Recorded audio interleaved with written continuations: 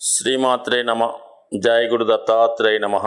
ఈ వీడియోలో మనం జూలై 21వ తారీఖు నుంచి 27వ తారీఖు మధ్యలో జరగబోయే వార ఫలాలు ఏ విధంగా ఉండబోతున్నాయి అని తెలుసుకుంటూ, ముందుగా ఈ వారంలో ఉన్నటువంటి గ్రహాల యొక్క సంచారాన్ని, స్థితిని పరిశీలించినప్పుడు వృషభ రాశిలో కుజ గురువులు ఒకే రాశిలో ఉండడం, కర్కాటక రాశిలో రవి శుక్రులు, సింహరాశిలో బుధుడు, మామూలుగా కుంభరాశిలో శని ఉండగా ఈ వారం ప్రారంభమవడం జరిగింది.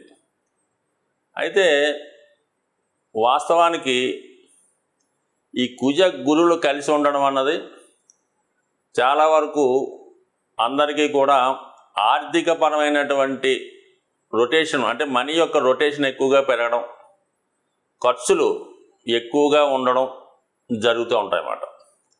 రవి శుక్రులు కలిసి ఉండడం ఏంటంటే ఒక విధంగా విశేషమైనటువంటి ధన వ్యయం, విలాసాల కొరకు, లగ్జరీ కొరకు ఖర్చు అవ్వడం జరుగుతూ ఉంటుంది. బుధుడు సింహరాశిలో ఉండడం వల్ల ఇది విద్యార్థులకి చాలా అనుకూలించే స్థితి. మరి శని భగవానుడు కూడా వక్రించి ఉండడం వల్ల ఏంటంటే ప్రతి ఒక్కరు కూడా గతంలో కన్నా ఎక్కువ హార్డ్ వర్క్ చేయడం జరుగుతూ ఉంటుంది. రాహుకేతువుల యాక్సెస్ అనేది కామన్గా మీన కన్యరాశిలో ఉండడం వల్ల ఏంటంటే కొద్దిగా మిగతా వాళ్ళకి, సాంప్రదాయబద్ధంగా ఉన్న వాళ్ళకి కొంతవరకు వాళ్ళలో ఉన్నటువంటి దైవభక్తి తగ్గే అవకాశం ఉంటుంది. మకర రాశి వారికి జూలై 21 నుంచి 28 మధ్య జరిగే వార ఫలాలు ఏ విధంగా ఉంటాయో చూసినప్పుడు ఈ రాశి వారికి శుక్రగ్రహ అనుగ్రహం సంపూర్ణంగా ఈ రాశి వారి మీద ఏర్పడడం జరిగింది. చాలా కాలంగా ఆర్థిక పరమైనటువంటి సమస్యలతో సతమతమవుతున్నటువంటి మకర రాశి వారికి మరి సప్తమ స్థానంలో ఉన్నటువంటి శుక్రగ్రహ సంచారం ఈ రాశి వారికి యోగకారకుడు అవటం వల్ల కంపల్సరిగా కొంత ఆర్థిక పరమైనటువంటి రిలీఫ్ రావడం జరుగుతూ ఉంటుంది. దాంతో రవితో కూడా కలిసి శుక్రుడు ఉండడం వల్ల ప్రభుత్వ పథకాలు మీకు అనుకూలంగా రావడం, ప్రభుత్వ అధికారుల సహకారంతో మీ యొక్క సమస్యల్ని పరిష్కరించుకోవడం కూడా జరుగుతూ ఉంటుంది. ఒక విధంగా దశమాధిపతి అష్టమాధిపతితో కలిసి ఉండడం వల్ల వృత్తిపరమైనటువంటి కొన్ని మార్పులు అనుకోకుండా సడన్గా వచ్చే అవకాశం ఉంది. అదే ట్రాన్స్ఫర్ కావచ్చు, లేదంటే సీటు మారచ్చు, లేదంటే వ్యాపార సంఘంలో ఉన్న వాళ్ళంటే వాళ్ళ యొక్క దైనందిన వ్యవహారాలని మార్చుకొని ఇంకా కొత్తగా గొప్పగా మార్చే విధంగా దాని సంపాదన వ్యవహారాన్ని మార్చే అవకాశం ఉంది. సో ఇది పక్కన పెడితే వివాహ సంబంధించిన విషయాల్లో చాలా వరకు మీకు ఒక సందిగ్ధత తొలగే అవకాశం ఉన్నది 100%.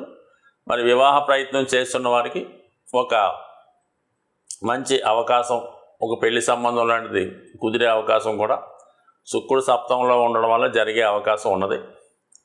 అయితే బుధుడు అష్టమ స్థానంలో ఉండడం కూడా మరి స్త్రీలకి ఎక్కువగా వివాహ అవకాశాలు రావడం జరుగుతూ ఉంటుంది. అయితే యాజిటీజ్గా వివాహ పరంగా ఆల్రెడీ వివాహం అయిన వారికి ఉన్నటువంటి మనస్పర్ధలు చాలా వరకు అలాగే ఉండే అవకాశం ఉంటుంది. బట్ కానీ కొంతవరకు ఎవరో ఒకరు రాజీ పడడం వల్ల మరి భార్యాభర్తల మధ్య, అంటే ఒకరు ఎక్కువ ఒకరు తక్కువ అనుకోకుండా ఎవరో ఒకరు సర్దుకుపోవడం వల్ల మరి ఈ సమస్య చాలా వరకు సాల్వ్ అయ్యే అవకాశం ఉంటుంది. బికాజ్ సప్తంలో రవి ఉన్నప్పుడు ఈగో క్లాషెస్ ఎక్కువగా వస్తుంటాయి.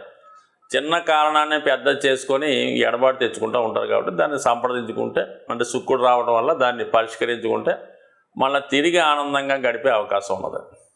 సో ఇక మనకి ముఖ్యంగా పంచమ స్థానం అన్నది కుజుడు గురువు అక్కడ ఉండడం వల్ల మీలో ఉన్నటువంటి టాలెంట్ రుజువు చేసుకునే విధంగా ఒక మంచి అవకాశం రావడం జరిగింది.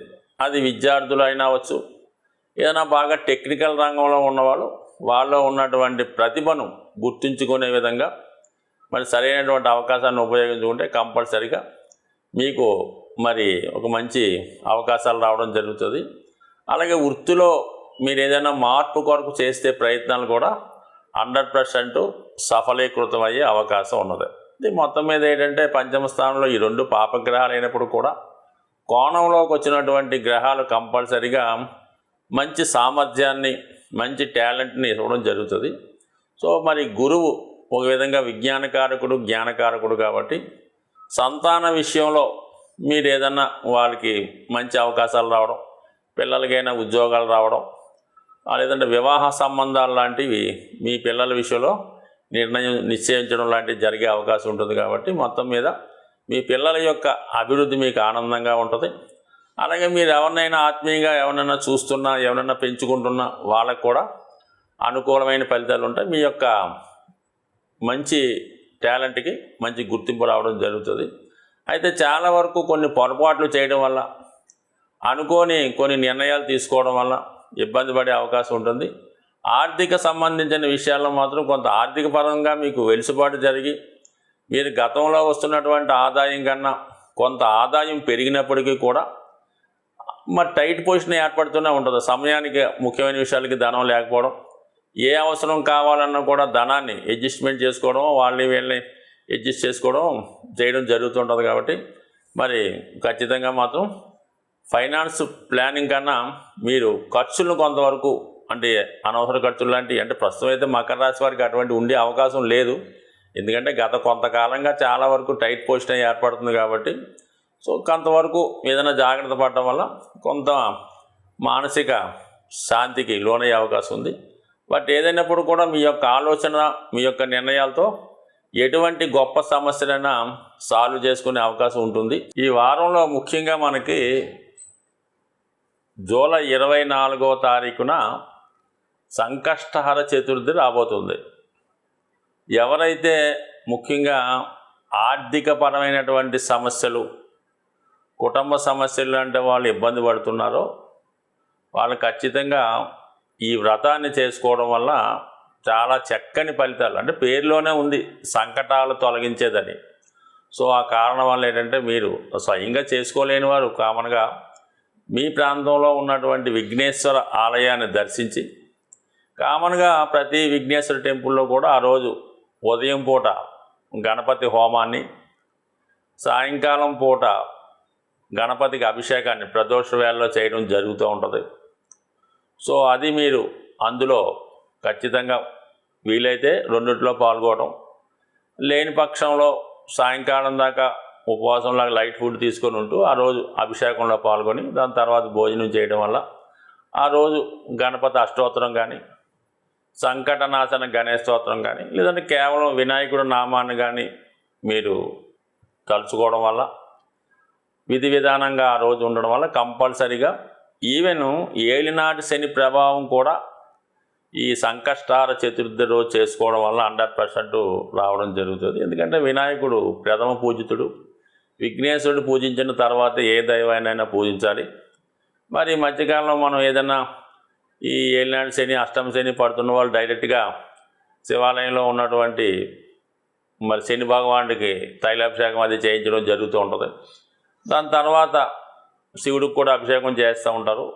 అయితే ఏంటంటే ఫస్ట్గా చేసినటువంటి గణపతి పూజ అన్నది, అంటే పూజా రూపంలో చేయడం వల్ల కొంతమంది చేస్తుంటారు, కానీ వ్యక్తిగతంగా చేసుకుందాం ఉన్న వాళ్ళు ఇలా విధంగా చేస్తుంటారు. కాబట్టి సాధ్యమైనంత వరకు మరి ఈ సంకష్టాల చతుర్థి ఈ వారంలో చేసుకోవడం వల్ల ముఖ్యంగా అటు ఏలినాటి శని, అలాగే రాహుకేతు దోషం వల్ల ఇవన్నీ కూడా తొలగే అవకాశం ఉంది. కాబట్టి ఖచ్చితంగా అంటే ఏ నెలలో కన్నా ఈ ఆషాఢ మాసంలో మరి ఇదొక మంచి పర్వదినంగా భావించి అందరూ పాల్గొనడం వల్ల కంపల్సరిగా మీకు గ్రహాలన్నీ కూడా యోగించి మంచి ఫలితాన్ని ఇవ్వడం జరుగుతుంది. ముఖ్యంగా అపనిందలు లాంటివి ఏమన్నా ఉన్నా ఖచ్చితంగా అవి తొలగి ఒక ప్రశాంతమైనటువంటి జీవితాన్ని ఇచ్చే అవకాశం ఉంది. స్వస్తి.